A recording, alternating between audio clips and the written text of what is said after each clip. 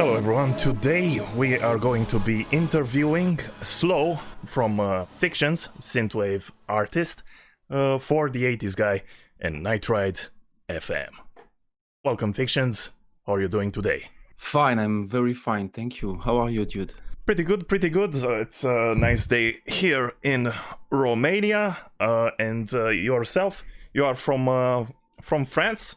Yeah, I'm from south of France, so it's very, very hot today. So it's cool. I like sun. I like sun a lot. I like to burn. Like the sun? Well, people say I'm a vampire. There are legends pertaining myself. My name is Vlad. My name is Vlad Vosto. But really? So Vlad is your real name, right? I am Vlad, and I am from Transylvania. But this interview is not about me. It's about you. What type of how many types of cheese are there in your region?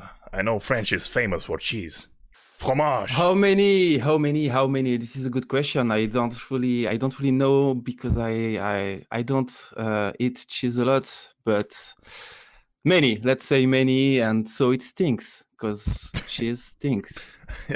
But it's good. Yeah. I'm a very big fan of fromage. I like to make an omelette au fromage every morning when I wake up. Oh, okay. So you got your protein and you can start I gotta the day. get my protein. I gotta start, doing amazing interviews for the 80s guy. Gotta DJ on Nightride FM. I gotta make my own musical productions, which is awesome, by the way. Oh, you know that I make some music? Wait, what?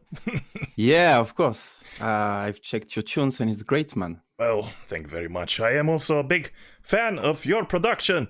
And that's what we are going to be talking about today, because you have a lot of production. You have more than 8 albums. You have something like 10 albums, and you've composed soundtracks for Mother Russia Bleeds, which is a really cool beat-em-up game, and for some other stuff. So I guess you have something like 2 EPs and 8 albums. Is that correct? Probably. I have to confess, I haven't counted, but yeah, probably less than 10, because some are more EPs than album, like Headhunter. It's only 8 track, and I consider it as an EP. So it's about 7, 8, let's say, something like that. And this is during period of 3 years? Or? No, way more. I started in 2012, in fact. Oh, so it's been 8 years, now. But yeah, the career started to be concrete with the release of Mother Russia Bleeds OST and Mother Russia Bleeds game. So it was like a reboot of Fixions, because a lot of people, thanks to the game, started to know more about me, my work, and it was also, to say it, a style reboot, because in the past it was more regular synthwave, and Mother Russia Bleeds gets me into more dark and violent stuff, and cyberpunk now. Yeah, way more aggressive and complex. So there's gonna be a big difference if someone listens to Retro Cosmic Megamix to what they might hear in 2020 Dark Days. Yes, exactly. It's like day and night, let's say it, So usually in the first day, I was recording this kind of electronic music to get out darkness, because I was into black metal in the past, and I was searching for something more cool, more positive, more sunny, let's say it. But you can't change yourself. So after some tries, your natural yourself always is always back, Yeah, the darkness came back in the end. Yeah, exactly. Well, since you mentioned the metal project, I think I have seen it on your YouTube channel, Fixions and ORR, 2,000 subscribers on it, and you have there hidden. You have a playlist if you scroll all the way down, and it says Smohala, and that's where people can find the aggressive metal of the past. That's it. That was my main metal project, because I had a lot, but this was really my main project. It was only studio project, so no live, no gigs, and it was a way for me to try and to experiment a lot of things. It's very experimental. You have a lot of different styles. It's mixing, for example, black metal with sometimes electronic music, sometimes ambient music, sometimes classical, or more metal stuff like death or doom. And the project is still alive. We plan to release the new album in the next months or years, because it's completed, but I still need to do some arrangement to really complete it. That's very interesting. And it's still alive, and the new album will be really massive. I got the final production, because I'm always mixing, composing, and mixing. I'm not doing it step by step. I'm always mixing the two-step, like recording, then mixing, then mastering, then recording new layers, and again mixing, etc., etc. This is the kind of stuff you can do when you're doing stuff alone. So, but yeah, the production is approximately done, and yeah, it sounds really huge. So I can't wait to release it. Well, first, I want to congratulate you that you stick to what you are doing. You are working 100% for your project. If you have a lot of productivity, then you've already done 90% of the job. They say 10% talent, but the rest is of the 90% is discipline and doing it continuously. Like you said, you gotta always do something, record, mix, and add new layers. And when you're finally satisfied with the mixing, then you do the mastering, and you do the mastering by yourself. That's what you said, yes? Yes, I'm not recommend for people to do it, but I'm used to it. It's one of the first steps. It's silly to say this, and it's not an advice for people, but for me, it's one of the first steps. I mean, production is so important, maybe more important than melody or ideas. So I'd like to have the first hours of producing a track already a mastering on it. And I always did it for Fixions since, not always, but since years, since maybe before Mother Russia Blitz, I produced this way, because I don't know why, but it's helped me to have a better idea of how it will sound, what sound I can use, what fits the best with the other sound, etc., etc. Yeah, another person. I know a bunch of different person who do their own mixing and their own mastering, and one of them is Master Boot Record. Which is awesome. It's he also says that he wants to make his own sound, and he wants to make his mixing because it feels more personal to him, and the final product feels more like him. Yes. But that's not to say that going to an engineer and who is trained to do this is a bad thing. It's not a bad thing, but maybe having your own product 100% feels more like you're doing something that represents you to the fullest. Yes, exactly. It's important to me. I mean, it's important to be controlling everything. You know, it's a mistake in my real life. It's a bad thing, but in music, this is something I think that helped me.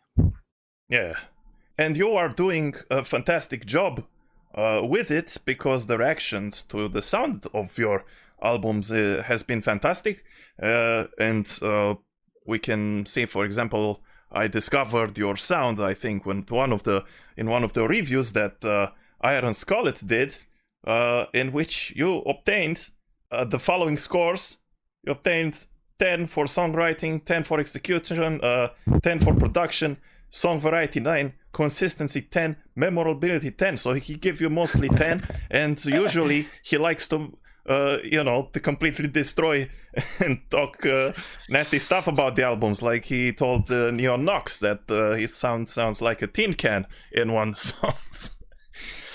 So, yes, it can be. He can be very tough and hard with some reviews. But how did you feel when you saw that his review was entirely positive? Yeah, I was amazed. I was completely amazed, because I knew that it was hard most of the time with reviews and stuff. So I was not expecting this at all. But with time, I thought that this album, Genocity, became kind of a classic for a lot of people in the Darksynth scene. And so I'm really happy, because I put a lot of energy on this album. I was working on it days and nights, non-stop, for weeks and weeks. And this is truly the what I was expecting for, something that people will consider as something archetypal, you know. And I'm happy with it. And I would like to say thanks to him, because he have been a great help for me. I heard that he stopped to write lyrics recently, not lyrics review, sorry. He stopped. Iron Scarlet is no more, apparently, because he's working with Fixed these days. So it's the end of an era, and it's kind of sad. But yeah, thanks to you if you listen to this, Iron. Thanks a lot. Well, it's fine because we're still doing reviews. Yes, the 80s guy, Nightride FM. We're gonna cover what happens in the scene for as long as it exists, and we are pumped up and we have the energy to do it forever. Because I'm a vampire. No. Yes. But you have 16 solid songs in this album. You know, usually people nowadays just release a single and single this, single that, and they just want to get it uploaded as fast as possible. I see that you are more focused on albums. How is that possible? Yes, I think it's my cultural legacy, you know, because I always listen to album, especially because of the metal scene from the 90s. There was a lot of cult albums, and I think an album got a kind of magic, you know, around it. It's like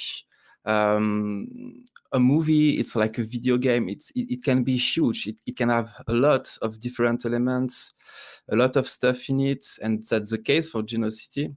And I'd like it because people can listen to it playing role-play game or playing video game when the music is shitty, and that happen often. And you can do a lot of things and always discovering stuff. It's like a trip, you know, and it's also like a story, because you can just get laid alone on your bed and with your phone try to picture yourself some stuff listening to the track, because there is kind of a concept with Genocity, a cyberpunk city where a lot of things are happening. Every track is like a different scene that's happening in this city, and it's free. You can picture what you want, because it's not a precise concept.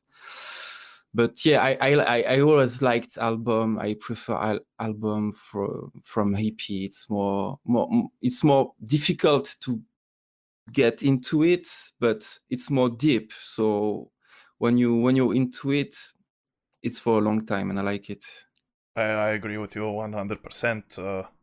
There's people out there in the synthwave scene who just seek to be as quick as possible, add it to a playlist, and they want to increase their chances of being seen, so they just do singles and EPs because it's a quicker way. But I think if you really want to transmit a story and give something more authentic with more substance, then of course you do the album. I myself like to do albums, and sometimes I do singles with collaboration with people, because it's easier to just, hey man, you want to make a song? Okay, let's release it as a single, no complications, we are done. Have you done any collaboration so far? I did some just one remix for a French band because I was in love with the vocals. I listened to the track, and it was a girl singing in French, by the way, and I immediately felt in love with the vocals. So I contacted the band just to ask, can I have just the vocals? I just need to do a remix of it.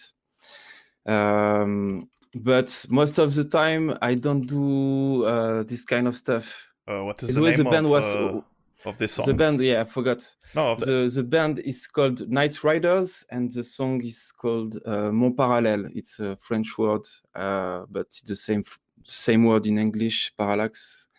It was a long time ago, I think. It was before Mother Retrowave, so the production is not great. It was I learned step by step. So in the first album, it was not perfect, and it's not perfect on this track. But I like the vocals. I think the original is better. So if people want to hear the original, they just have to search for Nightriders, Mon Parallèle, and they will find it. That's great. It's difficult for me because collaboration. There is a lot of people mailing me regularly. Do you want to collab? Do you want to collab? Can you remix me? Can you remix me? So, speaking of which, do you want to collab? No, just kidding. Go on with what you're saying. It can be cool. Most of the time, remix, I don't do it because I simply don't like it. I did it just once. But collab, I'm open, and with you, it will be great, I think, because you got a strong universe. I like yours very, very...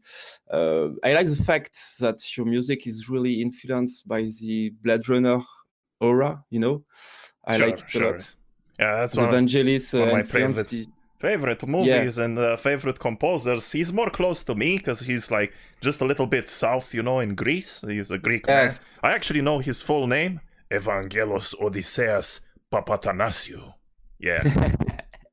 Yes, and he lived in France for most of his life, and he's still alive, by the way. So, but it will be cool. He lives back in his. He kind of retired. Yeah, he has his. Yes, his studio. And he still makes music, but he's just in his cave composing music, and that's it. And occasionally cooking some quality soups, as I understand from a friend that he is friend with him. Oh, really? Yeah. But he's also a bit egotistical.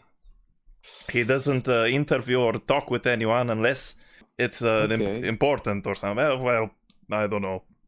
Whatever. It's not important. I should probably just cut this part up because I don't want to tarnish someone's reputation. But I guess it's cool to say that because it's a fact that a lot of artists got a strong egoist ego or some kind of autistic ego also sometimes. So I think it's cool to speak about this kind of stuff. I'm pretty autistic myself. If you want to, but yes, me too. I have some things, like for example, I listen to a lot of my music, and I like doing stuff, synthwave. I guess I'm a DJ. I DJ synthwave a lot, I don't Yes. DJ my songs a lot because I don't trust them that much. Oh, You know, you should. like when I listen to my songs, I listen. Sometimes I critique them. Sometimes I listen, and I'm like, oh, okay, this is cool now. But next day I listen to it and I'm like, this is horrible. And it's always changing. Oh, But you get some bipolarity when you're listening to your music. That's interesting. Well, sometimes critic, sometimes it's okay, sometimes yeah. How do you see it? How do you see your music? Do you listen a lot to it, or do you listen mostly to other people, or what's going on? Well, do you listen to any synthwave at all, or do you just do it because you saw an opportunity, a window to have some success in this genre, but you actually don't like this genre and you just listen to metal all day? Yeah, I hate synthwave. And no, I'm joking. I listened to synthwave since 2012, since I started to do it, because when I released my first EP, some people told me, "Hey man, cool synthwave," and I was, "What is this?" So I checked synthwave, and I was like, "Wow, this is the best thing ever." And so I listened to a lot of synthwave for many years. I'm still doing this, of course, but probably less than before, because when you're listening to this genre since 8 years, there is a lot of repetition, a lot of artists doing the same song, and it's very difficult to find interesting stuff. Well, So you make synthwave now. You just I mean, you gotta put that snare that goes like, and then you put the dun dun dun dun dun dun dun dun, and then on top of that you put da da da da da da da da da da da da, and that's synthwave right there. Yeah, it's a good way to say it can be very simple to do synthwave. Stereotypical synthwave, it's easy to do it. It not will in the be beginning good it was great though, right? Because it was a new thing. Exactly. We discovered them, like it was so minimal and it was a cool vibe, and it's like, oh, this is cool. But if a million, 100, 200, 500, thousands of bands come and do the same thing, then it's not so amazing anymore, is it? So that's where people like Fixions and the Darksynth community in general comes with and tries to do more intricate and complicated stuff. Yes, exactly. Darksynth and Cyberpunk and have been a great influence for the whole scene, because it's making it's a reboot. It's like a dark reboot, but it's a reboot, and it's way more how to say it. It's more easy to have more diversity, more creativity, more difference. Does it make sense between projects? If I listen to, for example, We Are Magonia, it's very different, from Dev Draylon, which is an awesome French project, very cyberpunk. It's the same genre, it's cyberpunk and Darksynth at the same time, but it's very two different for projects.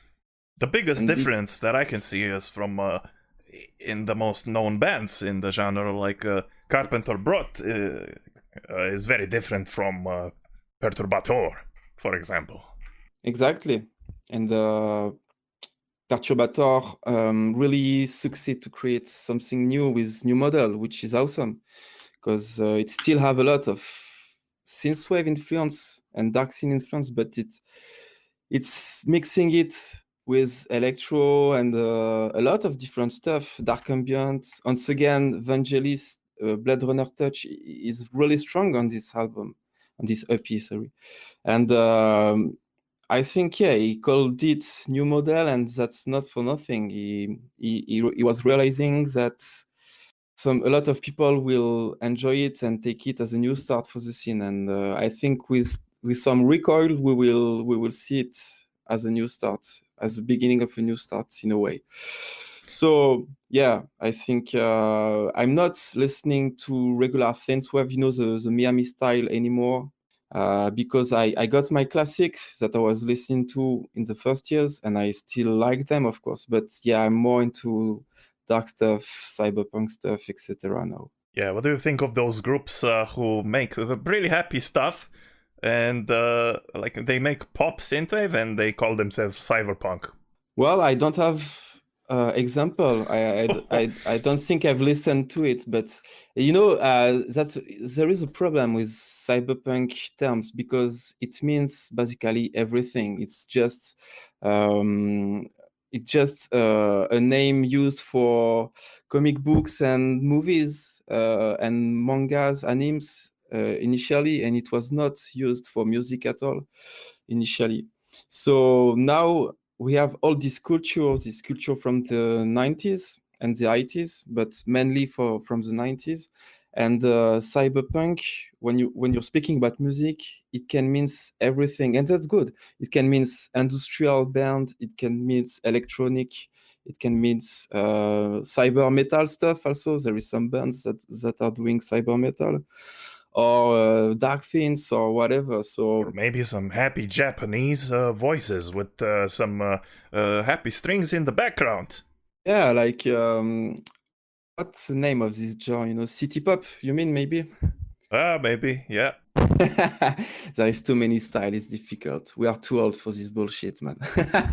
Yeah. But yeah, cyberpunk is a whole family, and I like it. I like the fact it's very varied. Yeah, well, it's okay. You are being very civilized about it. What I would like to say is that there are a lot of people who try to become posers in the genre, and they just get into it because it's cool and stuff like that. But yeah, I'm not gonna touch on that too much. This is your moment, and I want to say that the 80s guy at least, and Nightride FM, likes what you are presenting and your art a lot. We post it a lot. Your songs are in the rotation on the radio, and a lot of uploads are on Yes. the 80s guy, your albums.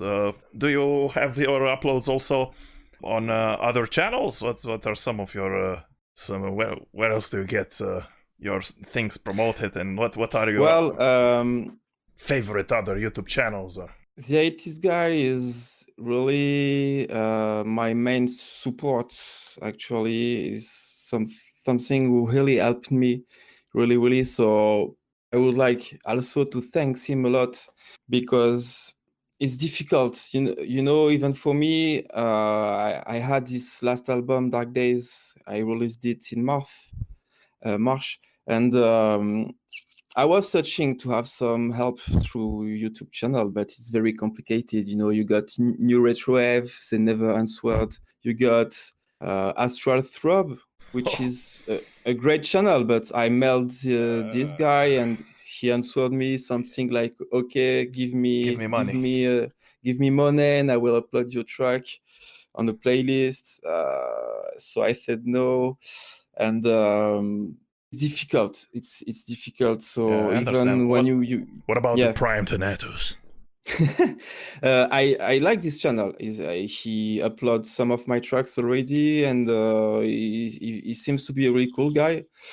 I don't remember if I contacted him recently for helping me, because I'm kind of tired. The promo stuff is every time mailing a lot of different people and having just 2 or 3 answers. It's okay. He doesn't reply anyway. He just uploads. It's like being a man on Tinder. It's shit. You're matching all day long, and at the end of the week, you just matched with a girl, and she is 46 and she got 3 kids. So I'm joking, but so I'm taking it easy. But 80s guy is doing a lot of uploads very often. He's supporting a lot of artists. He's still listening to the scene. He's still paying attention. For example, I got a friend who got a great project who's called Ectoplague. He released an album this year, and it's one of the best Darksynth album ever, in my opinion. And so I told to the 80s guy, check it, you have to upload this album, it's awesome. And so he did it, and that's really helped Ectoplague. And I really like his way to work. We are having fun together through DM very regularly. He's a very cool guy, and it's a perfect. He is a perfect help for me. Yeah, I agree with that. The Deities guy is the realest guy on YouTube. He's very open to discussions, but maybe if I say this, he's gonna get tons of emails now. But no, it's a cool channel. The real guy, real conversations, open to ideas. I will fight for the 80s guy forever. Yes, indeed. So many wonder, many who have listened to your sound. When it comes to the production, it sounds unique. It sounds really authentic. It sounds very Fixions. So what is behind this? And when it comes to this, I want to ask you also about if you use any kind of hardware equipment, or if you use a lot of software, and if so, what is your favorite software to work with? Okay, so it will be easy to answer because I have absolutely zero hardware. I'm using 100% software since always. Sometimes I can record electric guitar because I play electric guitar, but I did it very, very rarely. Not often, let's say. So I'm using FL Studio since the beginning. I think if I have one advice to say to people, it will be pick up a software and use it a lot. With time, you can do a lot of things. This is the main thing. The main way to get better is to work and work again. To really have long session with a lot of hours, a lot of suites. And I'm using just FL Studio. I have some VST, of course, but I can say name, of course. I'm using, for example, Nexus a lot. I'm using very basical VST a lot, like Citrus. Everyone who's into FL Studio is using Citrus, I think, or know it. I remember it's like from 2003 or something. Oh, it appeared in 2003. Okay. It's one of the main. It's one of the main Fruity Loops synthesizers. Maybe it evolved in time, but I know that I used it back then because I started to make music when I was like 13 or something. Fruity Loops was the go-to for me. But yes, please continue. Yeah, it's one of the main synth, and even if you're buying the basis FL Studio version, you got Citrus. I'm using Ozone software to masterize. As I said before, mastering is very important to me, and it's a very important step that I used to do in the first hours of making a track. And Ozone Ozone mastering softwares are really, really awesome. Which version do you have? 9? Ozone 9, I believe it was the last one? No, I have an old version, and I prefer to stick with it. I think it's version 4. So it's very old. Yeah. It's version 4, but I know it, so I want to keep on working with it, because when you get a new software, you have to learn everything, and you're starting the learning session, and you're losing time. In fact, it can be a great help, of course, because softwares are evolving, but I think maybe it's better to stick with your old software if it can be a help to learn. They have a magic button now. It's called in the new version, they have a magic button. It's called Assistant, Master Assistant, and you just click on the button, and it masters. You have to pick from modern and vintage style, and it masters it for you, and and that's it. And in a way, that's it's kind of a little bit lame, because a lot of the kids who are starting to make music, they think that that's how you master.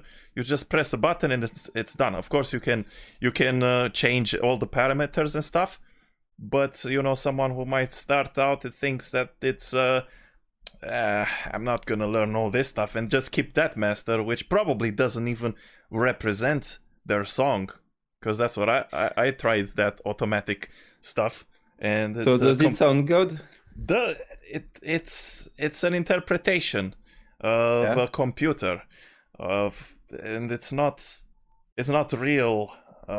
It's maybe in some cases it can give the complete opposite results to what you have a vision of the track, you know. So it's of course I think it's better to just tailor your own sound and use the basic things that they are there for mastering, you know, the starting you know, EQ,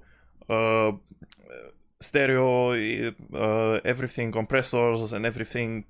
It's not too many things to do, so everyone should just take their time and learn these programs to be able to do the best versions of the songs that is in their mind. It can be an help for beginners, but yeah, it's not the way people will improv. If everything is assisted, automatic, this is definitely not the way people will improv and create, because a lot of great things I've created, it was searching for stuff, and so by chance I found stuff, you know, like, oh, I don't want I was not expecting this sound, but it's way better than what I was expecting. So I was keeping my ideas, and you know, there is this proverb, I think it's an English word also, proverb, which say what is important, this is not the end, this is the way. And this is the same for musical creation. You will find more interesting stuff searching with parameters, with EQ, with FX, mixing different sounds than with automatic stuff, of course. Yeah, that's some French philosophy over there for you guys. Let me ask you, how much do you limit stuff? Do you go for loudness, or do you go for less loudness but more clarity? What is your approach? Well, my approach is to have the perfect mix between details. What was the word you used for details? It was more appropriate. Clarity, yes. The perfect balance between clarity and strongness. I want people to hear details. I really want to create combination of frequencies that creates something in the brain, you know. Sometimes when I'm listening to Fixions, when I am working on Fixions, I'm really near from a meditative state, you know. It's like maybe like a trance. I'm really into the music, and I want people, I want listeners to feel the same. I want really to create something very particular, and it's mixing the good frequencies. I don't know how to explain it, because I just try things, and things are working, and so I keep it. And sometimes it's not working, of course. But do you use the same? Do you use the same master for the whole album, or do you master songs individually? Let's say the final layers of mastering, because I'm using 2 or 3 mastering tool per tracks. So the final version of the mastering will most of the time be the same. But in the other hand, there is songs that have completely different mastering on the album. But when you listen to it, you can't really hear it, because yeah, my goal is to have something homogenic. So I'm not using the same tools on every tracks, but I'm listening to it a lot, for it sounds like I use the same tools. You know what I mean? Yeah. Do you have the same loudness level on all the songs in the album at the end, or? Yes. Yes, I hope. I worked for it, so yes. Maybe there is some very tiny differences, but yeah, I think they have the exact, approximately exact same level. What about the energy, the way, like, in your tracks, do you go for a more pronounced mid-range, or a more pronounced bass, or or high-end, or stronger kick, or less? Like, what instruments do you like to push forward? What things do you like to put backwards? So I never think about this when I'm producing, but with some recoil, I can hear that I'm way more focused on mid stuff and mid high stuff, because it's like a message in my brain, this kind of frequencies, and of course I need the power, so I'm using a strong kick most of the time. And even my bass, if you hear my bass, you have some mid frequencies on it, the distortion, the gains that I use on it, which is an electric guitar VST, a distortion for electric guitar VST. It's a guitar rig. Sorry, I'm using guitar rig since many records now, and yeah, it got a lot of mid aggression noise on it, mid distortion, and I'm way more focused into what will make me fly in a way. Not fly, but levitate, let's say. So the bass is something that connects you to the ground. It's for earth people, I mean. And I'm definitely not an earth people. I'm living in the clouds 20 hours a day.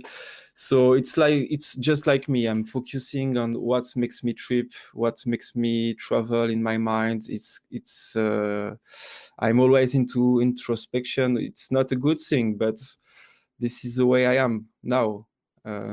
Today, maybe it will evolve with time, and I will be more connected to the ground. It will be better for myself, to be honest. But yeah, in my music, to answer you, yeah, I'm more focused into mid, high, and high frequencies, I think. I think But that's. I'm trying to improve my levels in bass. Also, I'm making trap tracks since some months, because it's a good way to improve your way to mixing bass, and I like trap music a lot. So I'm listening a lot to trap music also. Which trap music? The Gucci Gang, or what?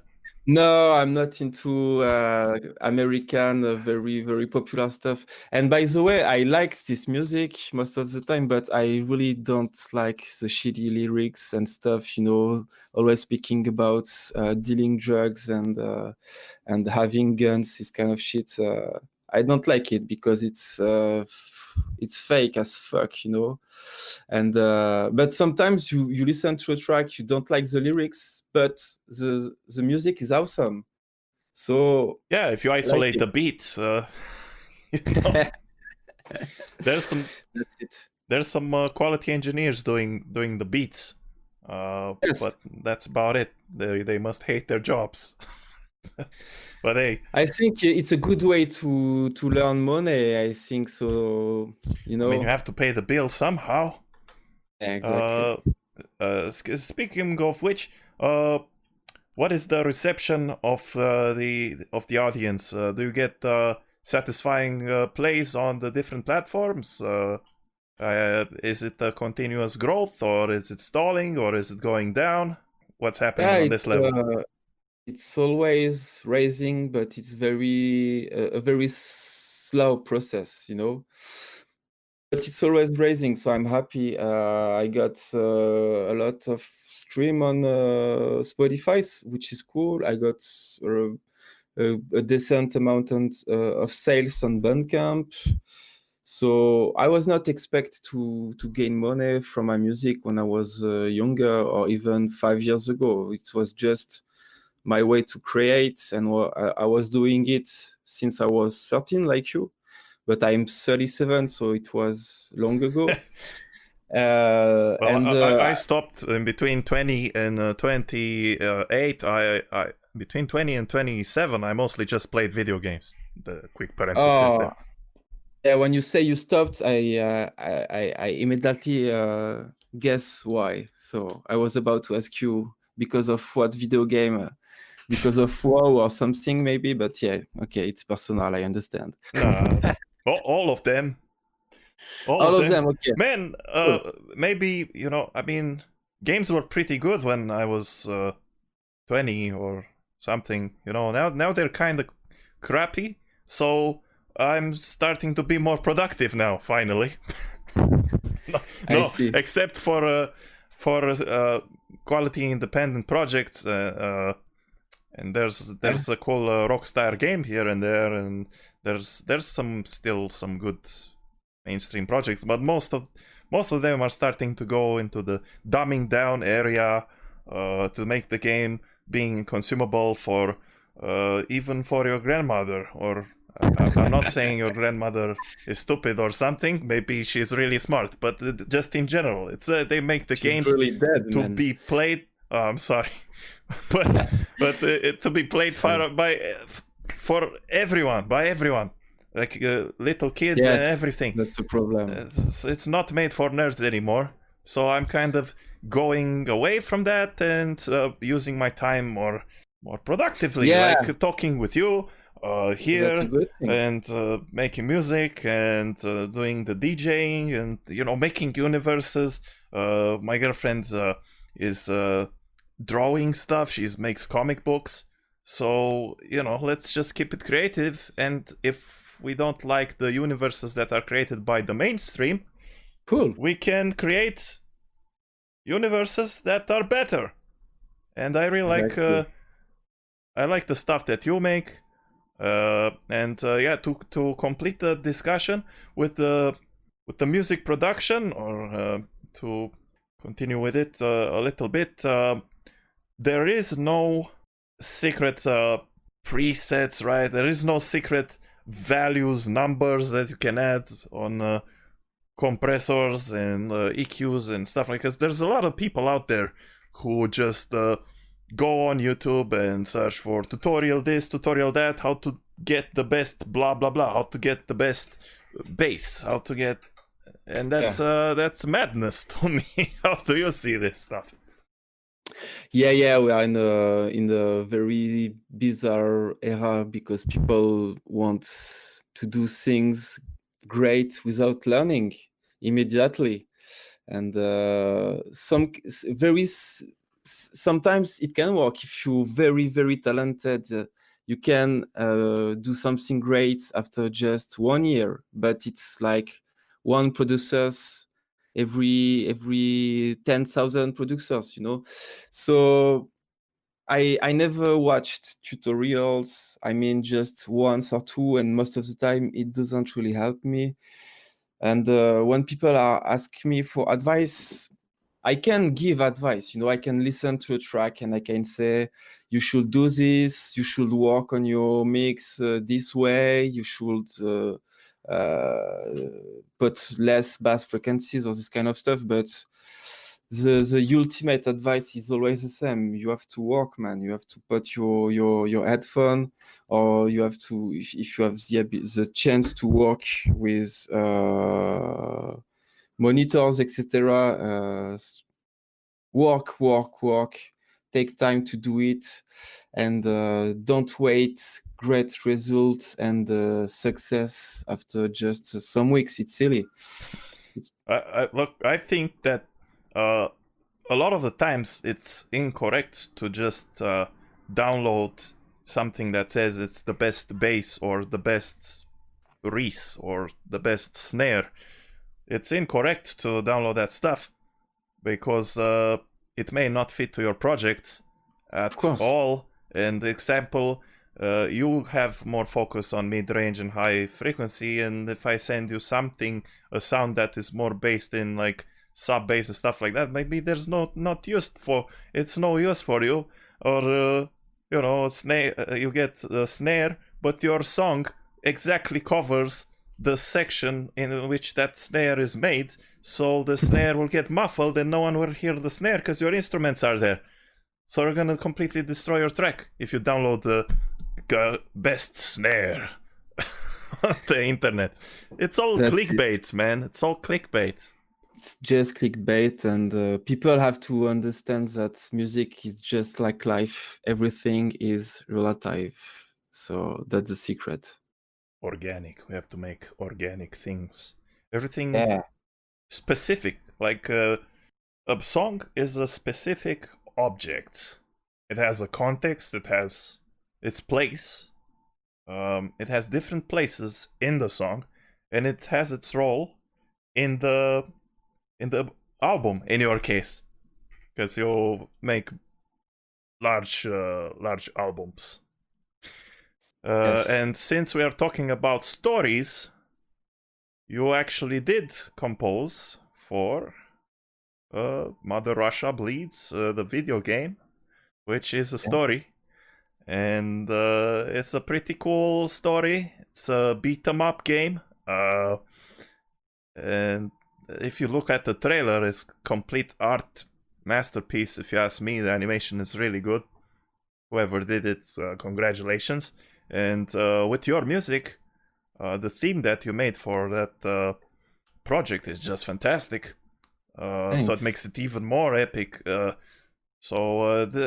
you can tell us, how did you get interested in making that video game music, and how did you get in touch with them? Did they find you? Did you find them?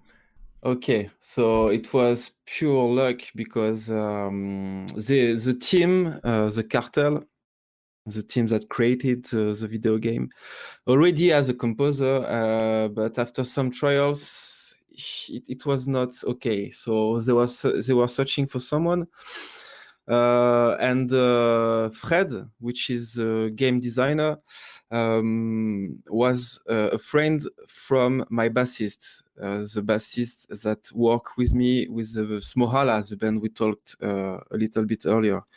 So he heard the first Fixions release ever, which was a Furion released in 2012, and he really liked it. So he contacted me. I listened to your project. I think you could fit for our project, which is a video game. He showed me the trailer, some pictures. I was amazed, like, wow, me doing video game music, that's crazy. Let's say yes. So of course I said yes without any reflection.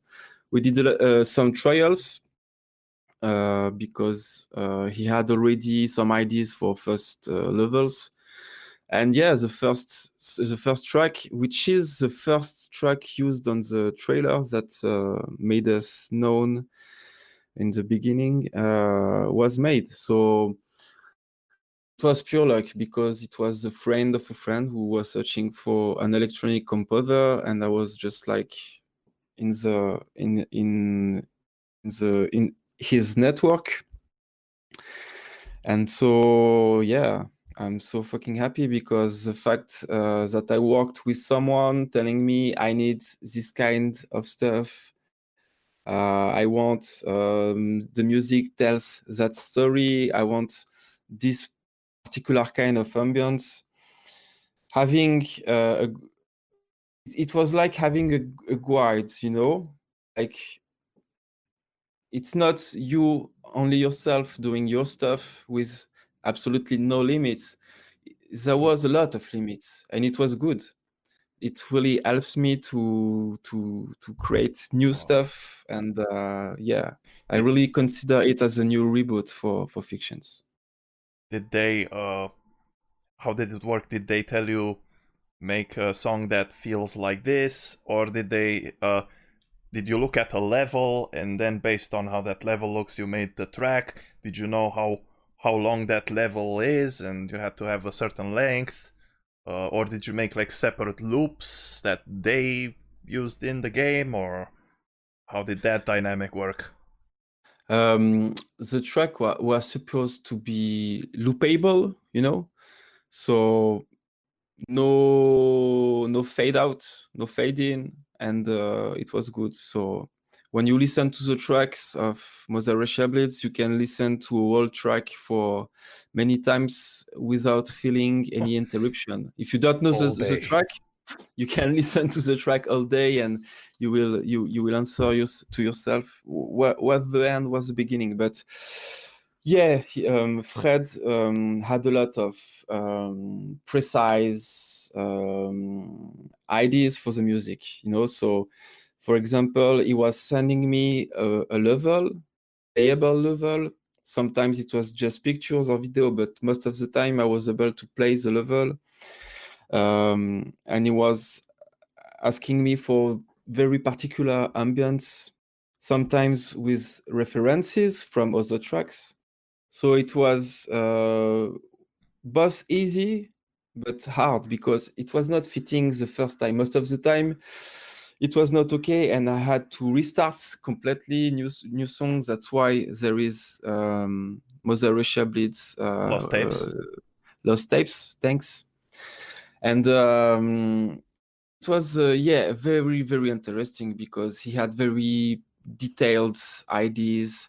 For example, the second boss fight is a gun duel, and he was searching for Western music. He wanted something that sound like Ennio Morricone.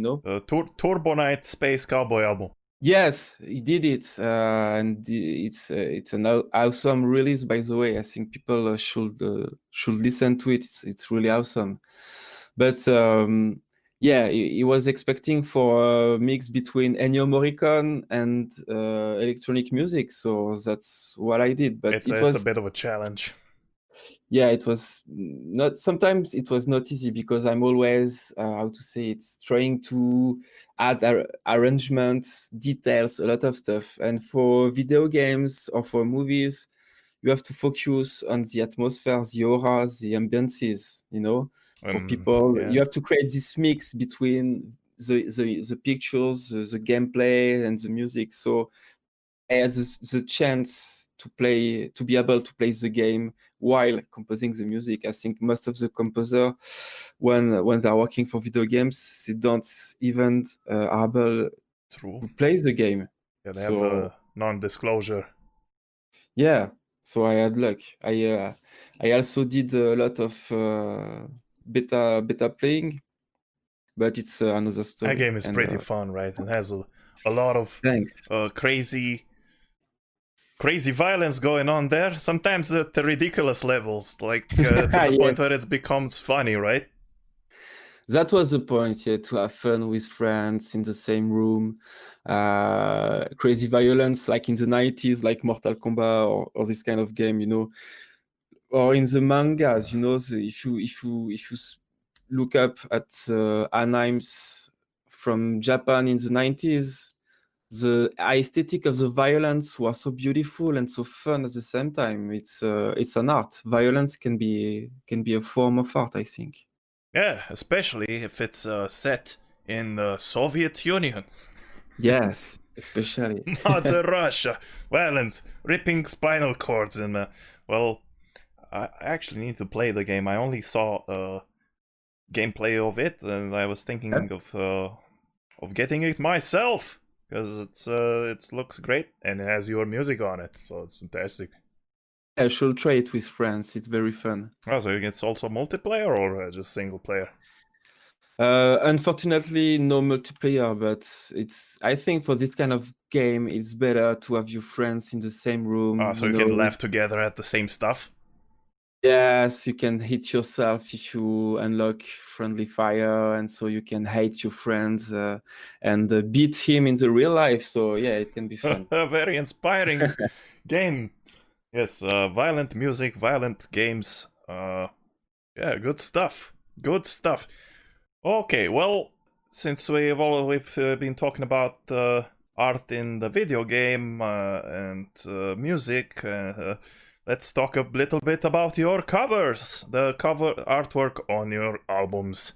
Do you make them, or do you pay other artists to do them, or is there like a gift from your grandmother, or from the other side?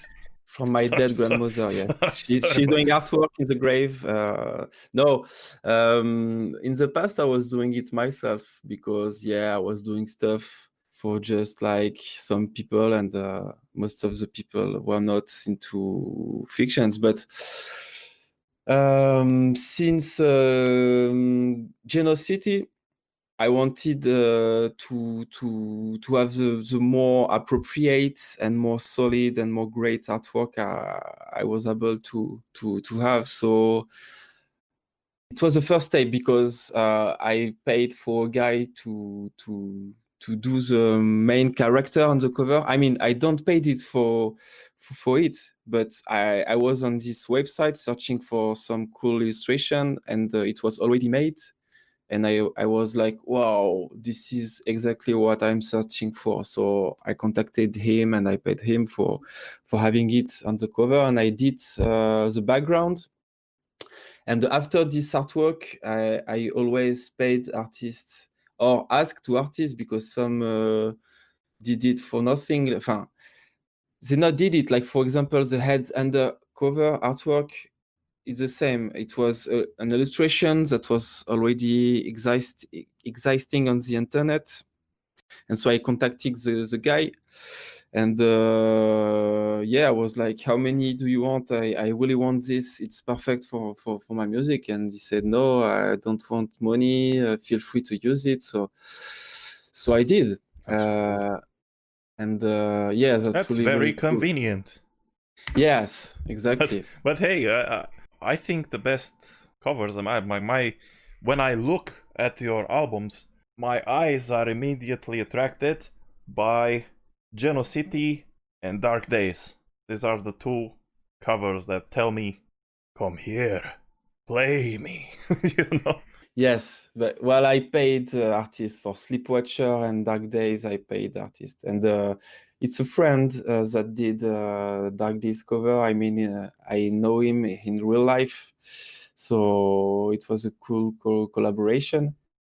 And Sleepwatcher probably is my favorite work. The work from Atom Cyber are awesome. I really like everything he's doing. It's really beautiful and detailed and very smooth, and it's so good, so good. Thanks to him. From far away, you can't really tell, but if you zoom in, you can see all these cool details. Exactly. Yes. Exactly. So very nice play with colors. Yeah, we worked kind of together because I was not satisfied with the first version about the colors, but after some reboot, he did this awesome mix of colors, and it's a very original cover.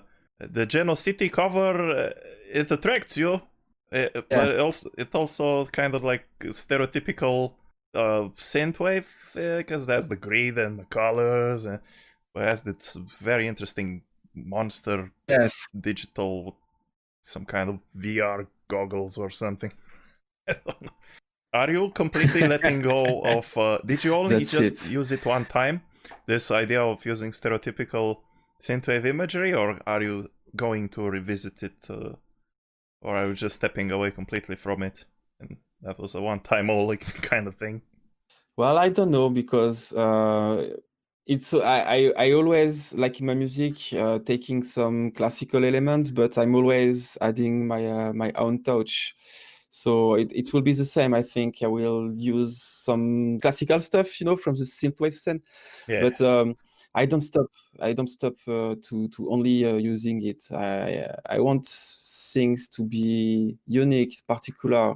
I want to be not like the others. I'm this kind of guy. I'm not sure it's a good thing in real life, but for art stuff, I think it's better. And it's a good advice for people that are starting projects, because sometimes I get emails from dudes, hey, what can I do for having more listenings, more listeners and stuff? And working on your layouts and artworks, it can really, really be a great help. You have to show you're not the same than everyone else. Once again, it's like on Tinder.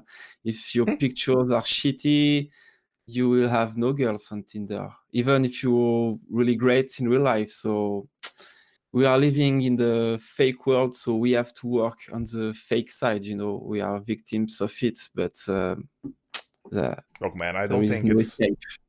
I don't think it's a fake side. I think it's a plus. It's a plus. Like Yes, you are right. Okay, we are music guys, but making the imagery and stuff is also part of fulfilling our vision and atmosphere and artistic stuff. Who did these covers for Mother Russia Bleeds? Are they like stock images from the video game, or did they make them specially for you? And what's the difference? What is Mother Russia Bleeds Hardcore Megamix, for example? Because you got Mother Russia Bleeds, Mother Russia Bleeds The Lost Tapes, and the Hardcore Megamix. What's that one? So the Lost Tapes are just tracks that are different versions of the tracks of the OST I haven't used, and there is some tracks that people really liked, because it's not just lame tracks. Sorry, it's tracks that Fred, the game designer, liked, but consider as not appropriated for the levels. So I was some kind of disappointed, because some of them at those times were among the best tracks I've produced. And the Hardcore Megamix, it's some of the more violent tracks from the OST, but with a new mastering that make it sound way more brutal, in my opinion. Oh.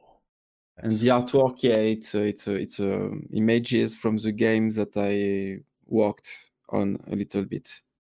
Really cool. So you also did soundtrack for another video game or for a movie or something? I see you have did something in 2015, Mindscape. What's that? Oh, Mindscape, it's a remix album with only classical video game OST, like Batman on NES or Gremlins 2 on NES or Sonic or King of Fighters, this kind of stuff. So it's just a remix from old video games. Because I'm really into video games since always, especially old school video games. But I also played more recent stuff.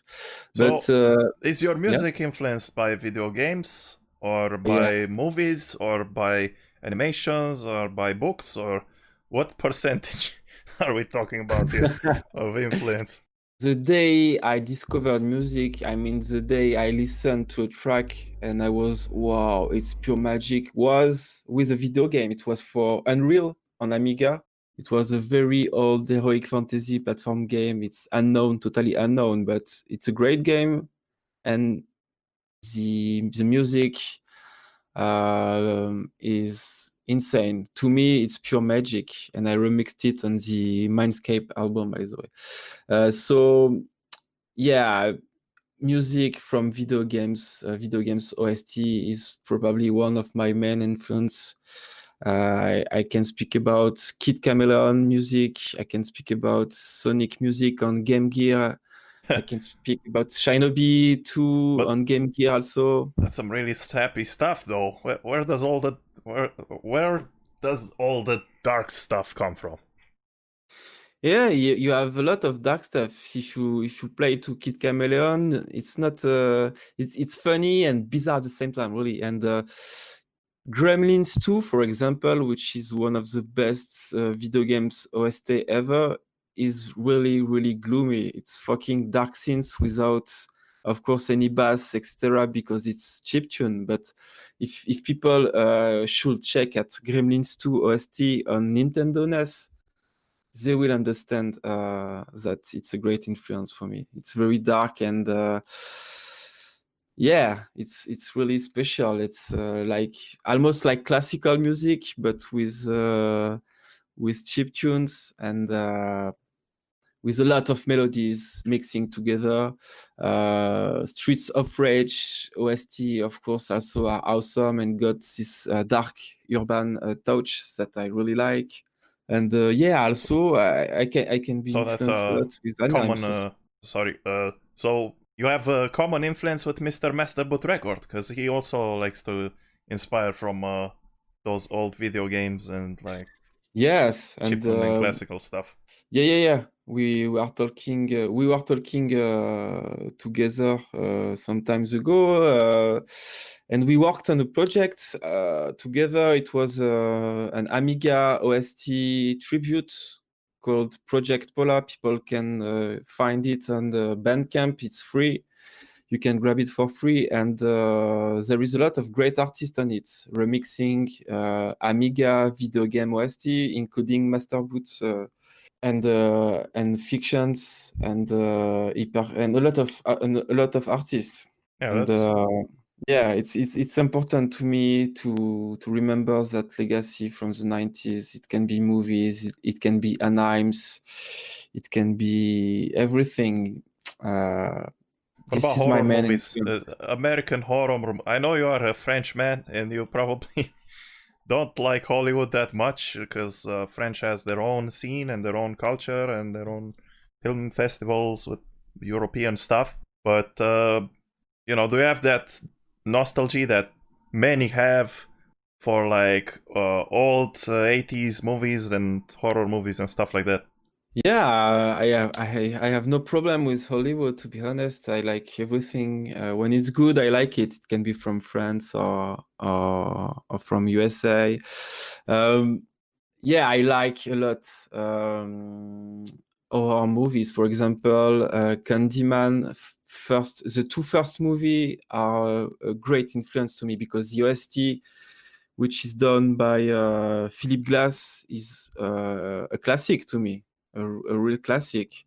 So yeah, I really liked a lot of movies from the 80s and the 90s, a lot of cyberpunk movies. So it's like your three favorite horror movies.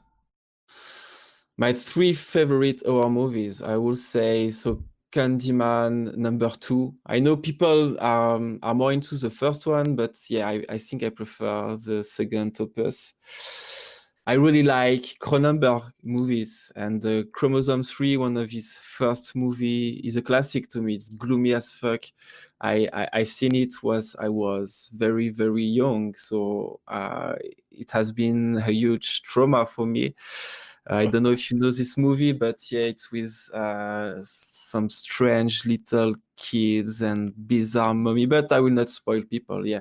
So Chromosome 3, and one of the most traumatizing experience, and it's more from the 17, I think it is The Omen.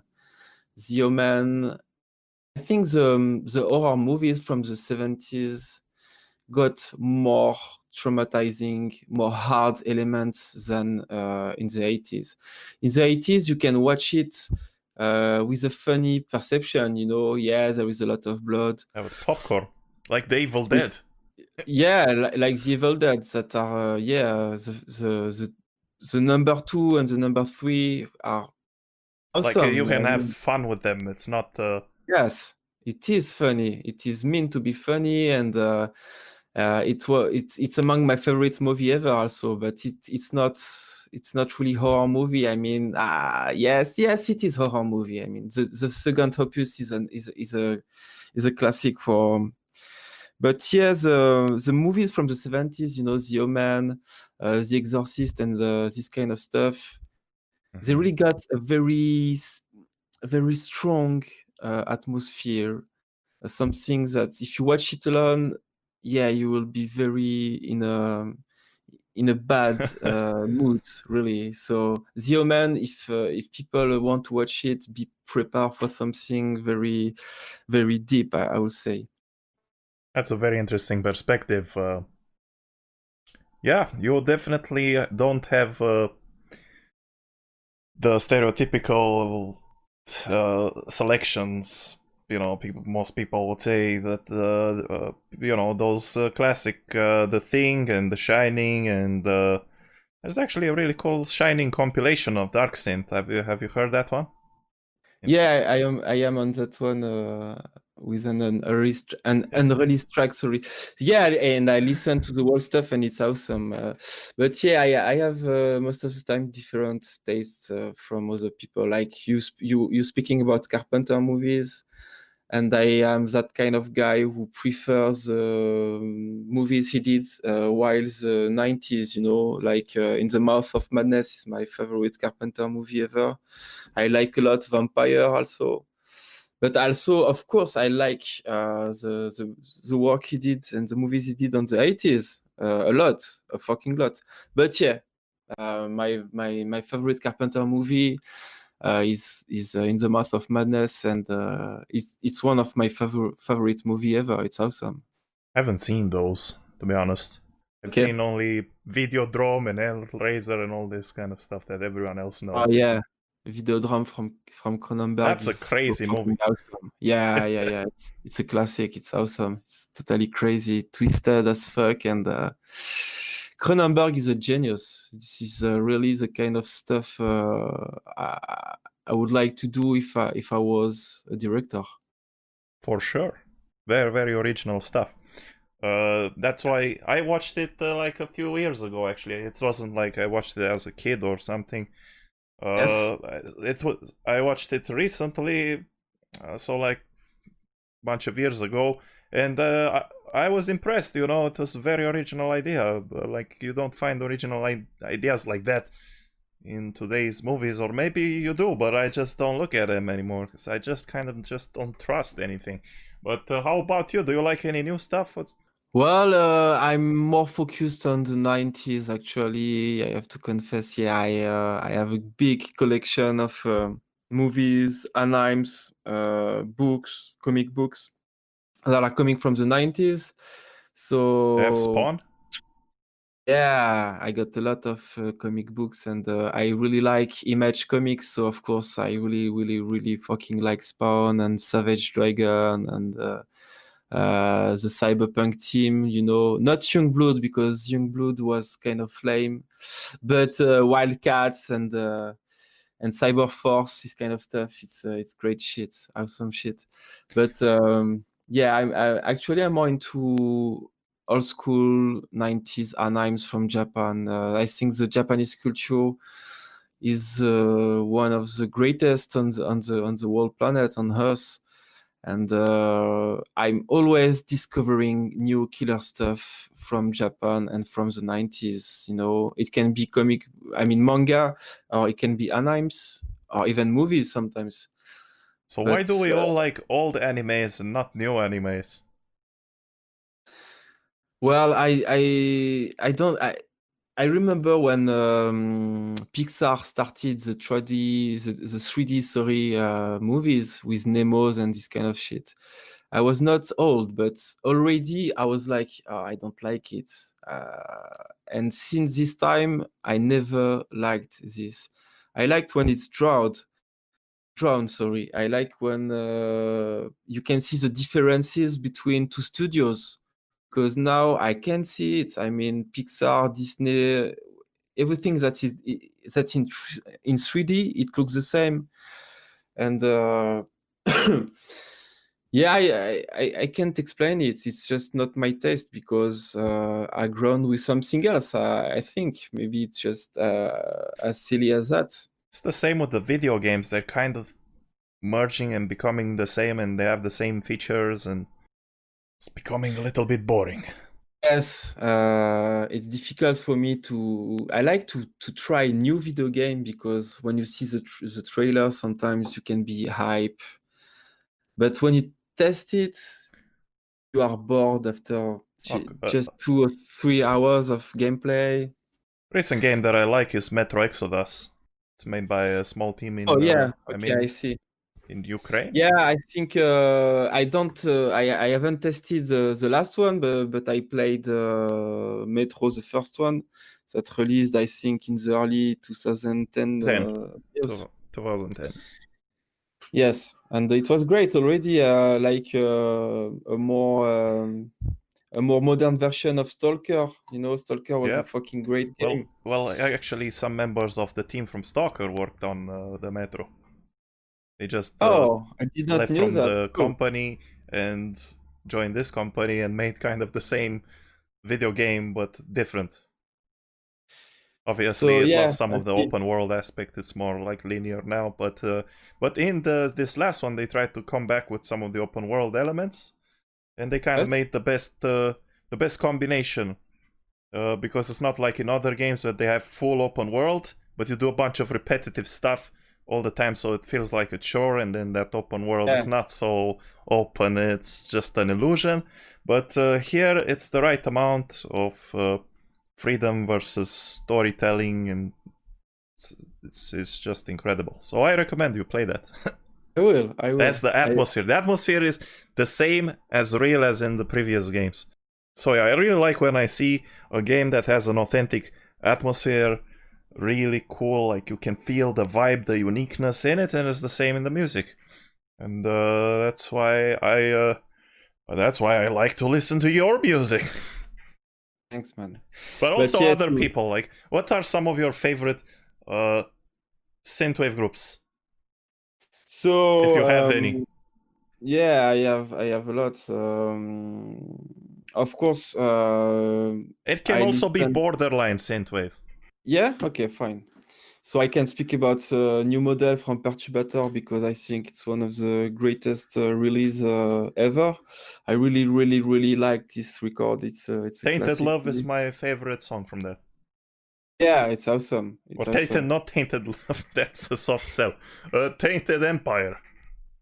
Tainted Empire, yes, Tainted Empire. I liked a lot to listen to Power Glove also, and the Mega Drive. This is my trilogy, you know, my three favorite. Power Glove and Mega Drive. Yeah. Sorry, I just really like to say those names. But it's good. It's authentic. It's really authentic. The Mega Drive music is simple but to the point. Like sometimes it's this same loop for like 4 minutes, but it's satisfying. You just like it. Yeah, he made great stuff. It's simple, but like you said, the production is solid and the ideas. It really reminds me of the Mega Drive OST, the Genesis OST, which is great. And also, I listened to some newcomers. I mean, they are not really new, but Leth and No Project. For example, I talked earlier about Dave Drylon, which is a great French synthwave cyberpunk artist. He really got his own universe, which is really solid, very dark, very huge in a way. If you like cyberpunk, this is one of the best to me. I like Hybrid from French also. Oh yeah, I know that guy. It was promoted right here on the 80s guy. Nice, cool. Yeah, Hybrid is awesome. He got a very powerful sound. It's very violent. Blood Panic also is a newcomer from France who just released or will release, I don't remember, an album very soon, if I remember well, and it's great. It's really great. We Are Magonia, awesome, of course, also. I really liked the last album. Masked also, I remember about Masked, which is a project from South America and is young, but got a lot of potential. And I think in the next release, it can be very huge. And there is some more like I like Misanthropics also. Oh yeah, Brazilian mastermind. Yes, he's from Brazil, and he got this real depression that comes from Brazilian poverty. Yes, it sounds like a parking aggression, you know. Yep. The same with I think there was someone from Argentina. Yeah, Donbor. Do you like Donbor? I don't think I know this project. Oh man, I gotta show you sometimes. Gotta show you, it's really cool. So Argentina, that's some Argentinian poverty depression. It's a bit different to Brazilian, but they're kind of related. Wait till I'm gonna pull my Romanian depression. from Romanian poverty, and I'm gonna see I'm gonna explode the Darksynth charts. Yes, there is a specific, for real, there is a specific atmosphere in the Eastern Europe, and I really like it. It's as I called told you, it's I called wasn't in Romania, Soviet but wave. yes, Soviet wave, man. But yeah, I like this. I've been into Poland, Czechia, and Bulgaria, and there is a very specific atmosphere.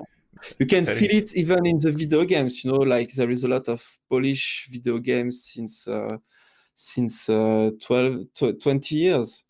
And it's awesome. They did an awesome work. Like if you tried Observer, it's an awesome game. And you really can feel the Slavic and the Polish influence. There is Ruiner, which is awesome also. I know Ruiner, yeah. Cyberpunk trip, yeah. It's who makes Ruiner? Where awesome. are they from? Poland. Oh, okay. Yeah, I don't remember the name of the studio, but it has been released by Devolver Studio. Yeah. And yeah, there is a lot of course, you got Cyberpunk 2077, which is coming from Poland also, and that's gonna be one of the greatest video game ever, I think. So yeah, I really like what's coming. I'm gonna come with the super secret weapon, because I'm from Transylvania, so I have I already have the Darksynth patch, you know, like the diploma. Yeah, you should create Vampire Wave. I mix it with the depression of the communist times, like Soviet Dracula album. How about that? I have picture in my mind of a vampire in wearing Adidas stuff, and it's awesome, man. Adibas, because it's nice. Do it, man. To avoid copyright infringement. The world needs it. We gotta try avoid the copyright infringement, just like when we post tracks on YouTube. Yes, but it's not copyright stuff. It's free promotion for Adidas, so they will not say anything. Exposure on the 80s guy. Exactly. Best exposure there ever is. Here is a nice question from our community. Yes. What was your inspiration or mood at the time when creating Soul Resellers? It's his favorite track of this killer album. He loves your work since 2016, Mr. Danny Gonzalez. Oh, but thanks for your question, Danny. It's a very specific song, like, for example, Data Dreams Corporation in Geno City. This is a kind of song where I'm more into the dreams world, you know, I'm more focused into the dreams world. It's a very oniric version of the future. And I think what's influenced me the more for this kind of tracks is the Akira OST made by Geno Yamashirogumi, which is a collective. If you listen to the Akira OSTs, you got a lot of influence coming from every countries of the world. You got influence from Japan, from USA, from Hungary, from other countries. And on the other Geno Yamashirogumi album, you got influence from Africa, from China, etc., etc. So this is a very cosmopolite version of the world, like in the Blade Runner OST, by the way. And I like it, you know, I like the mix of cultures when it's doing consciently by pleasure. Yeah, it's cultural. True diversity going on here, not that fake stuff.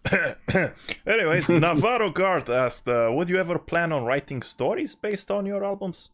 Naturally, I think I'd like to, but not me, you know, I'd like to work with someone for doing like comic books. That would be a dream based on, for example, Geno City.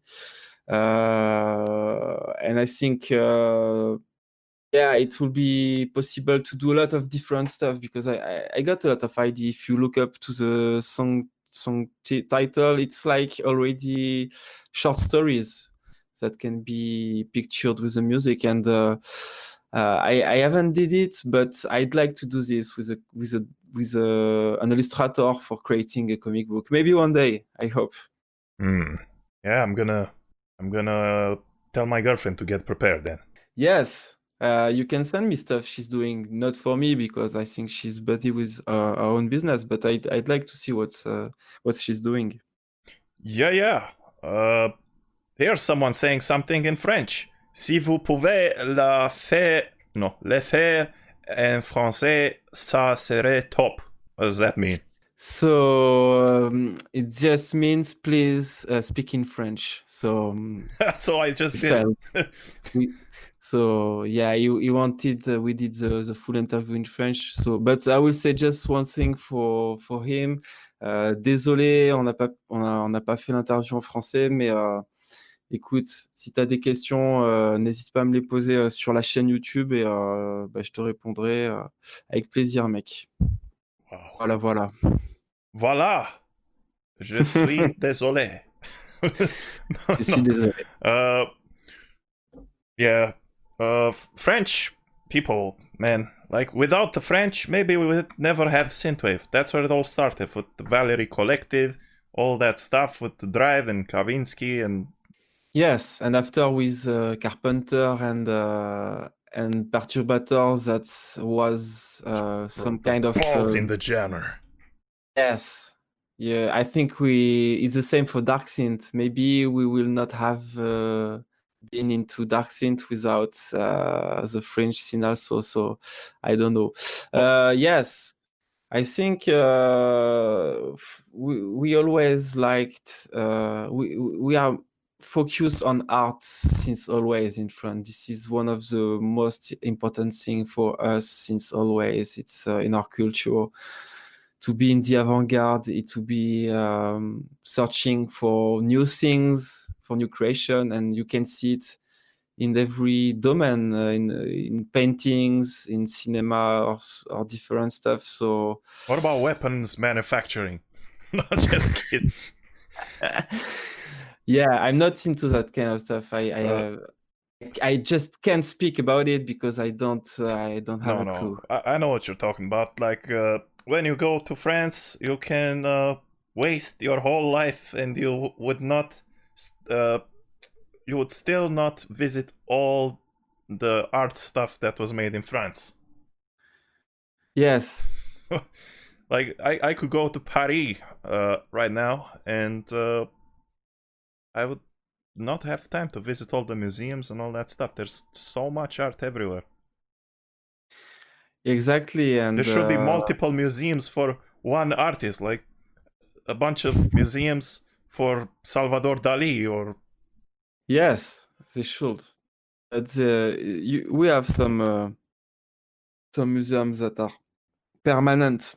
But yeah, I think it's the same not only for France, because art is important for every country, for every people, of course. You should open a Darksynth museum. Could be cool. We just need more artists, more time, more. But yeah, it could be cool. We just like to test new things. You know, sometimes some countries maybe want to reproduce the things that they are hearing in the USA or in other countries, but mainly in the USA. But in France, we also got a lot of people that are trying to do the same that in USA. Like for example, in the hip hop culture, this is the same than in America, but 10 or 20 years later. But for some stuff like electronic music, we always have been among the first, not only the first, because there is pioneers in Germany, in Norway, in Japan, everywhere. But yeah, we always, we had this French touch long time ago with Air, Daft Punk, and it was great also. We are into electronic music because we are lazy, we don't want to play drums or guitar. We just want time for rehearsals with bands. No time for rehearsals. We just want to be behind the computers, between two video games and two porn session, and yeah. That's it. I have more. We are just lazy. We are just lazy. That's the secret. I have more French stuff for you. C'est qui les... non, c'est quoi le film qui t'a fait le plus flipper ou celui qui t'a le plus marqué? Sinon, un t-shirt fiction, ça me plairait bien. Did you understand anything of what I said? So, how's my French? You got a good French. You got a really good French. All right, so what is the ask? He asked for the movies that's afraid, scariest, that I found the most scary. So we already answered to this question with your question about horror movies, I think. Yeah. But I think, to be honest, the movies that traumatized me the more is maybe like everyone, It, you know, Il est revenu en français. The Stephen King adaptation with the clown. I saw it when I was a kid, and it's a huge trauma, you know. Yeah. So does he want a T-shirt? He wants a T-shirt. Yes, he asked for a T-shirt, and I got some. To sell. What is your merchandise website? I don't have. I just have T-shirts, you know. So people have to ask me, because I for now I only have 20 T-shirts, and I was waiting for the coronavirus shit to end to do a merchandising stuff and do more T-shirts.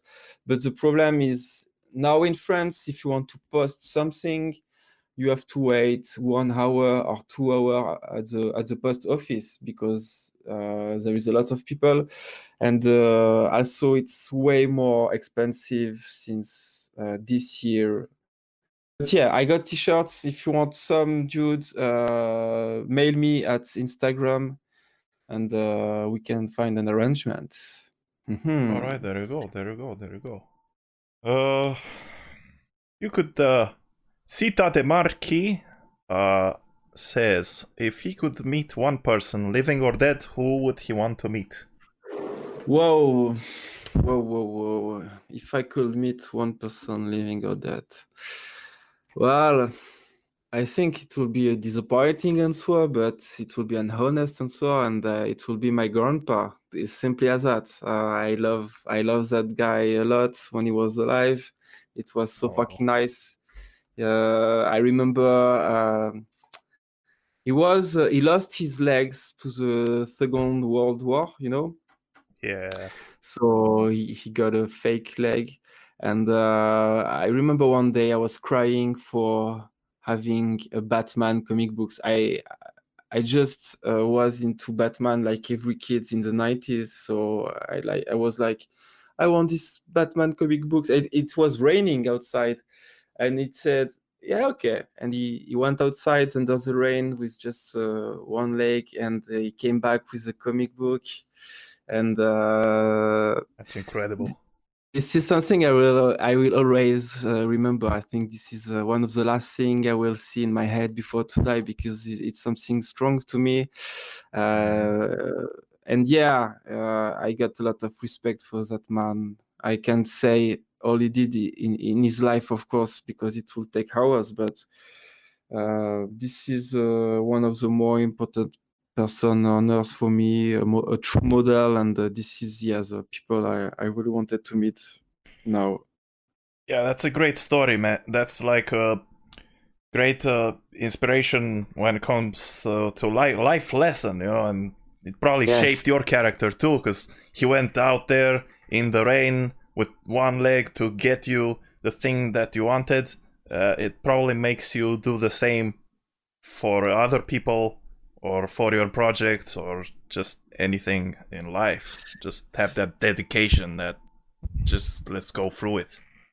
Yeah, the dedication, and of course, when I think about it, I feel really stupid, and but I was a kid, so I got an excuse. But yeah, exactly. You totally understand. It's a fucking dedication lesson. Yes, sir. We got Ate. He asks, if you could choose an artist from any time period, could be currently working or long gone to illustrate one of your albums, which one would you select? Could be either someone whose art you think would fit your music the best, or someone you would like the most to work with. It's a really great question.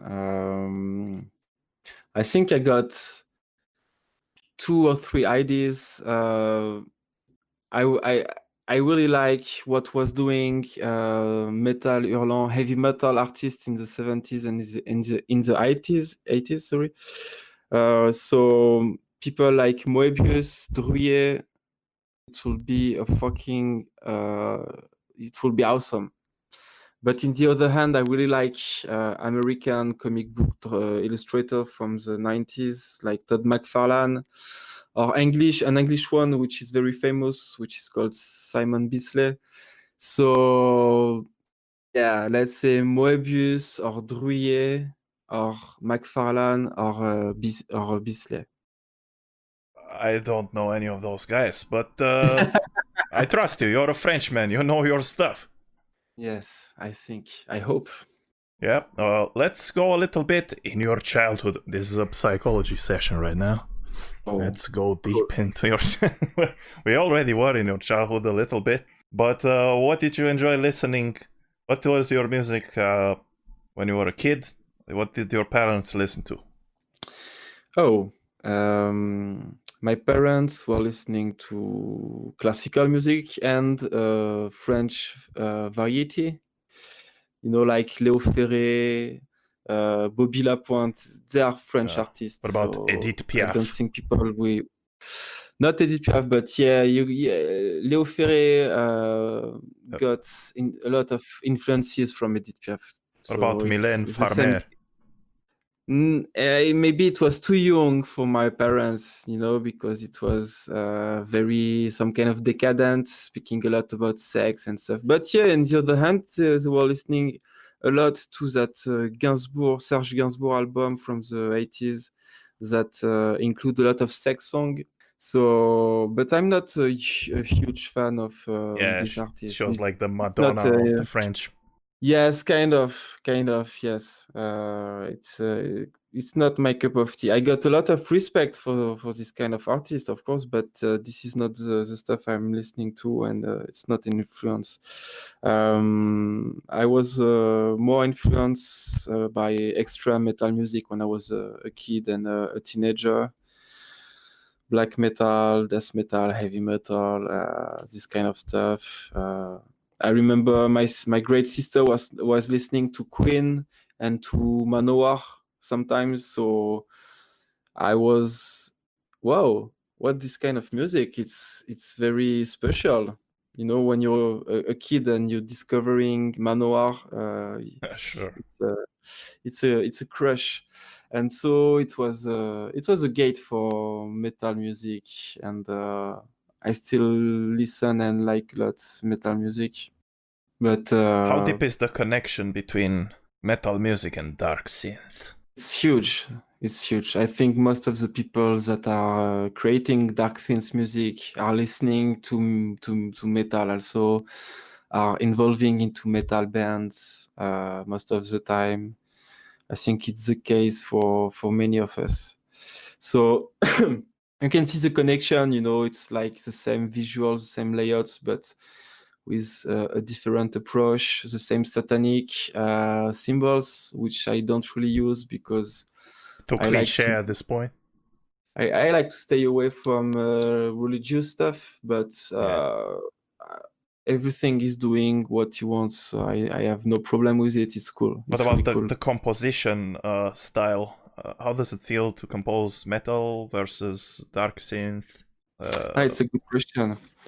Composition, I think it's different from every composer, but if you speak about producing, recording, it's very, very difficult to record correctly a metal band, because if you want to record correctly guitars and drums and vocals, you really need solid hardware, solid microphones, solid... There's a lot of distortion involved. you need a lot of knowledge and a lot of Money. hardware, a lot of money, of course. So it's way more difficult to record metal music than electronic music. Electronic music, you just need a software and a PC. Well, I mean, it still costs a lot of money to buy the VSTs and stuff. If you are a legit guy. If you are a legit guy, but also you can try before to buy. You know, it's a sentence I really like. I use it for girls also. I'm joking. It's okay. You know, the piracy culture. It's something that's Darksynth inspires from quite a lot. I believe exactly the codex. The codex team uses Master Boot Records songs on their new cracks. By the way, well, exactly. Master Boot. He got a lot of influence because he was. I think I'm not sure, but I think it was involved in those scene, and you know some of that guys that were cracking games in the 90s, and it's part of the culture. It's part of the culture, and everyone knows that it's hypocrisy to say that everyone is buying everything on the internet. Yeah. If you don't have money to download my music, you can grab it for free. I don't give a fuck. It's cool. Yeah, Root Tracker is waiting for you. That's fine. But no, you should try Russian Tracker, you know. Well, that's what I'm saying. Virus, you know. Yeah, Root Tracker. That's what I said. To be honest, I'm not using a lot of software, you know. I stay simple. Yeah. You've mentioned you just use Fruity Loops, then that's it, and the synthesizers that come with it. I also have some external VST, of course, like I talked about Nexus, Ozone, and some more like CS80. I think it's not included. What about equalizers? Do you use Fruity Loops equalizer, or do you use something else? Yes, I really like the parametric number 2, you know, but also I can use the wave solution sometimes for equalizing stuff, or it depends. But yes, I can use. I mean, I'm using parametric equalizer number 2 from FL Studio very, very, very often. It's a good one. It's a good one. It's simple, and I like simple things because you need simple software to do complicated stuff, you know. So yeah, man, to make the magic, many people imagine that, you know, you need super complex stuff, but complex stuff you make with simple stuff. That's what Deadmau5 says.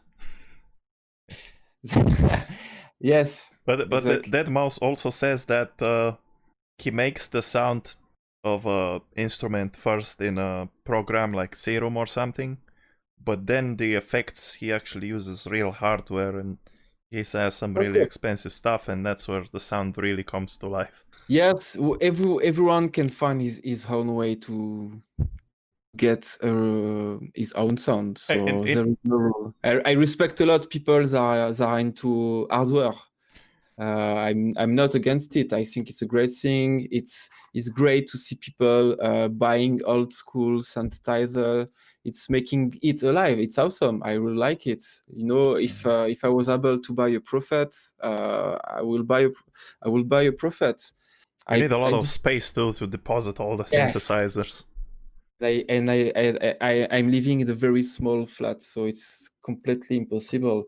But yeah, I think this is just where I'm working with simple stuff, and everyone should do their own way, and everything will be fine. I mean, there's been tests made now on other channels with engineers, and they test analog versus digital, and nowadays the line is very small. The differences are unhearable to the normal person. You can make exactly the same sound in both worlds with very, very small differences. So yes, so it's fine. It's fine. There's no war between us. Exactly. No war. No digital analog war. But sometimes it's nice to touch people. So I mean, what am I saying? Sometimes it's true. It's also true. It's important to have this organic relationship, you know. Sometimes it's nice to touch equipment. It's nice to touch the knobs and play with all the buttons and to feel everything.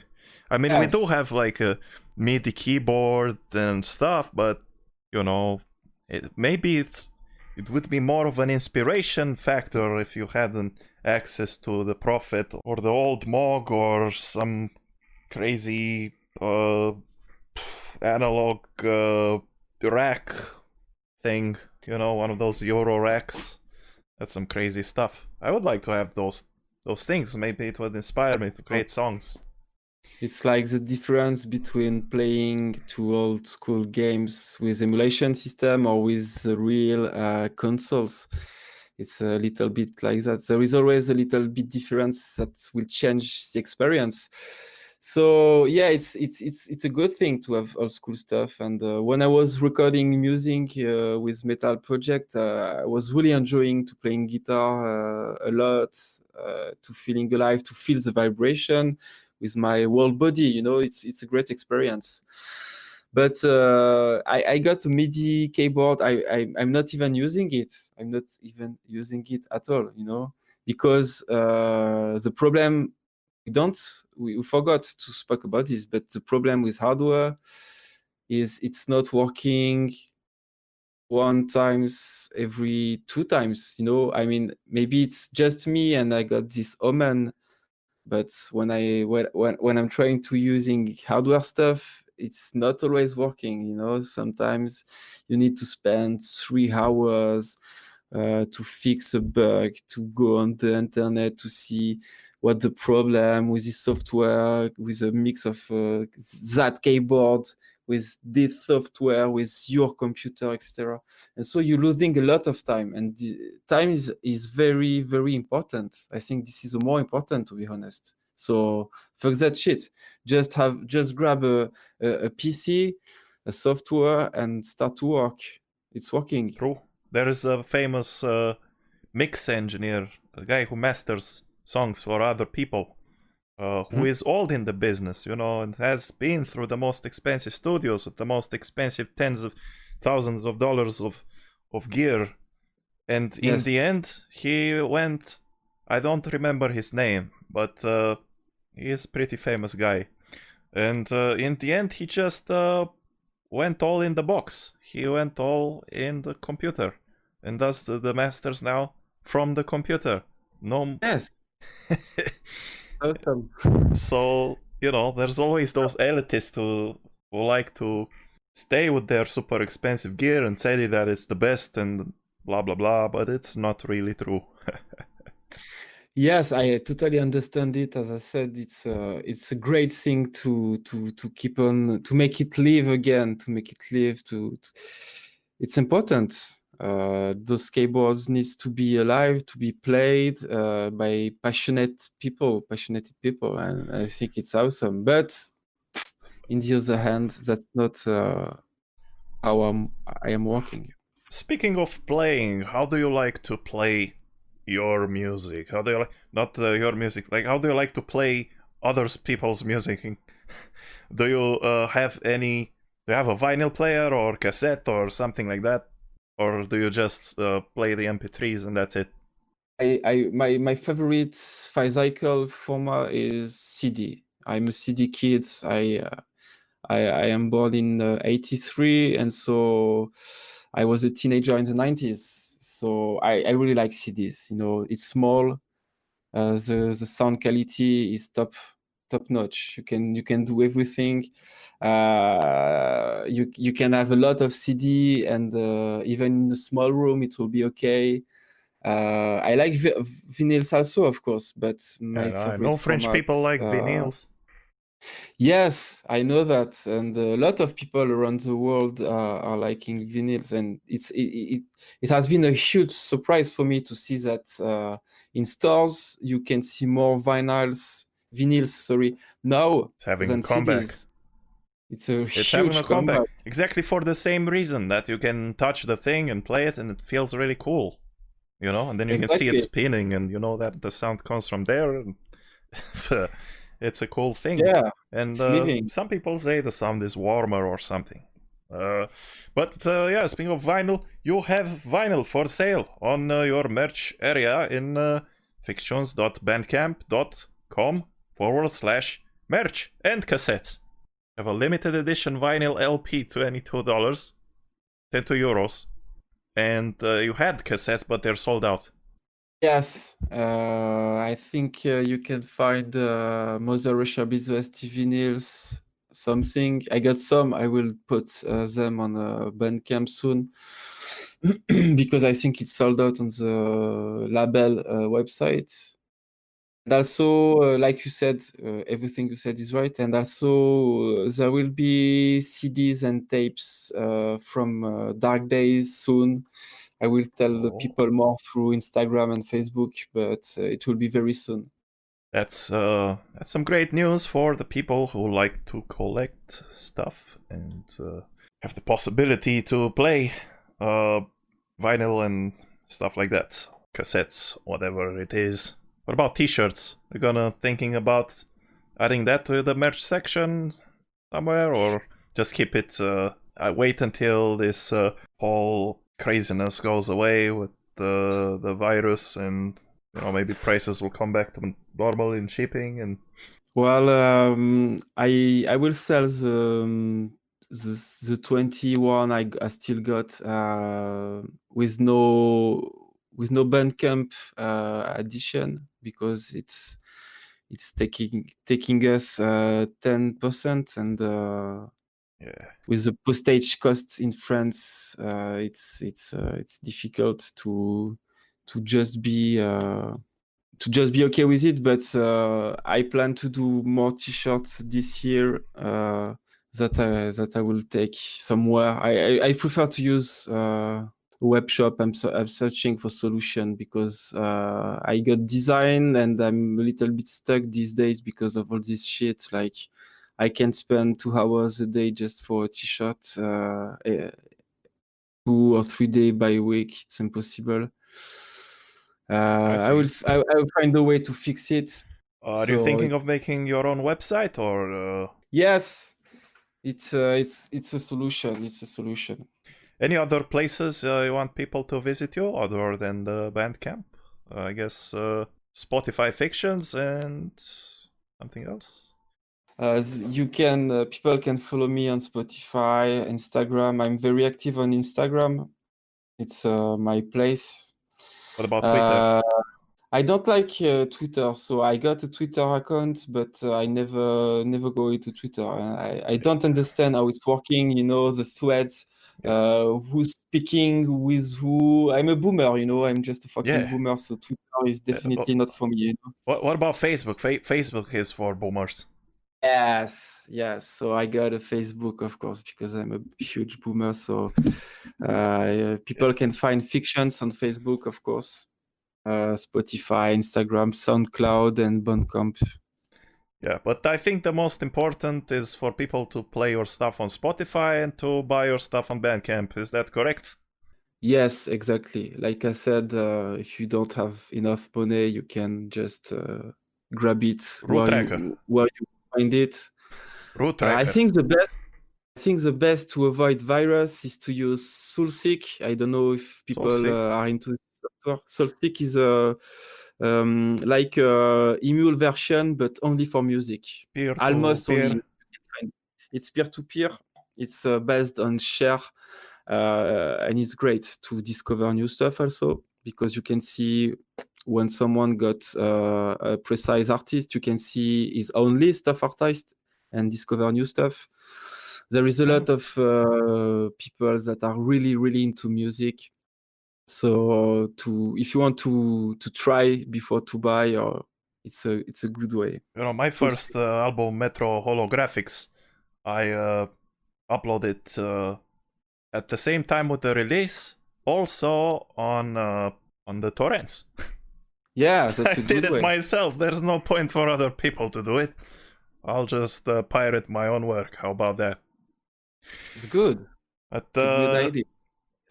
of course, we do like to, get some money from this because it helps us. Maybe we can buy some VSTs or we can buy beer, and then with the beer we get ideas, and then we make cool music. So this helps us. So how do you set the prices to your music? Because I see you have an album here of Geno City has 16 songs. The album costs only $8 Yes, I think it's for most of people paying for something virtual, let's say it, can be complicated. So I understand that the price have to be different from something physical, because a CD is now 10 euros nearly most of the time.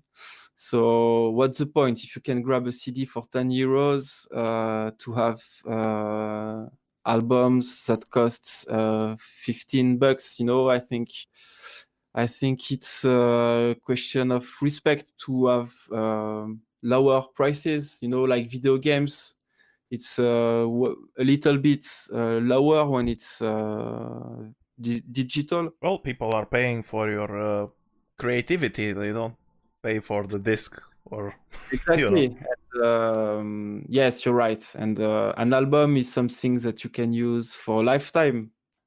It's not like a movie. A movie you will see one time, two time, and it will be done. But yeah, an album is different. You can listen to an album every day, and but yeah, we are different. We are all different. We are all living in different countries. Some people agree. get money, some people don't have money. So it's You need cool to to find a balanced way. tailor the prices and make it for region. Like Master Boot Record, when he released his video game called Virtuaverse, Which is awesome, by the way. yeah, a great cyberpunk game made by Theta Division with Yes. Eldor 0010 and another guy, Wallenberg, who did the artwork. And yeah, Virtuaverse is awesome. And they made their prices according to different countries, according to like the economical power of that country, so people can afford it. I think that was a really cool thing. That's a really, really, really great thing. That's a really great thing. I think it should be available on Bandcamp, because it's a great idea. And it works. It works because people are actually gonna buy stuff if they can't afford it. Like, look at my country. I'm in Romania. Like, no one here is gonna pay for a video game if it costs $70, or they just can't afford it because yes, a month of salary here is like $300, $400. It's so low. So yes. With that money is very important for other things like buying food. So what do you choose as a company? To sell nothing in that country or to sell a little bit?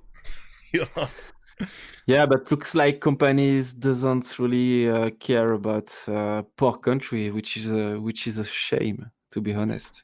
Well, we're having a good start here with independent projects like Virtuaverse making prices, different prices for different countries. Yes.